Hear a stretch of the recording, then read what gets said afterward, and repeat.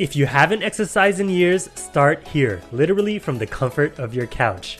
Grab yourself a pillow, put it behind your back for support, and let's work on a few exercises. We're going to start with promoting circulation in our lower body. This is really important, especially if we've been sedentary. We're going to get the blood flowing. So we're doing our knees, but as well as our ankles. If you haven't moved in years, those are definitely the most fragile ones. Now we're going to wake up your calf muscles, so to speak. These muscles are often neglected, but they'll really help support your knees. Now let's strengthen those hip flexors. We like to stretch them a lot, but strengthening is really important, especially if you have back pain. Now let's go to our shoulders. A lot of us have forward shoulders. If we work at a desk or if we're on our phone constantly, moving them in a reverse pattern will definitely help. They feel good, but they also burn at the same time.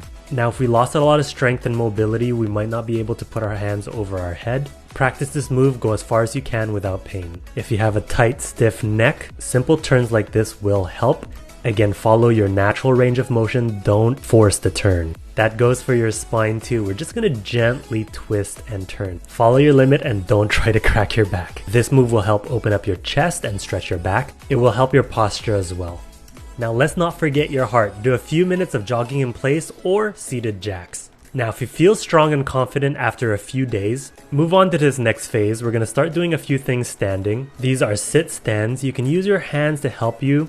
Once you get stronger and feel more confident, you can do it with no hands just like this. It's almost like a modified squat.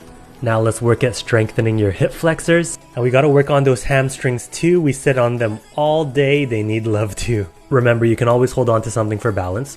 Don't forget to train your heart. Here's some simple examples that you can do standing. Those jacks are so much fun, they target the whole body. So yeah, this is your start. You could do it every day, every other day. It's super gentle up until you feel strong to do other stuff.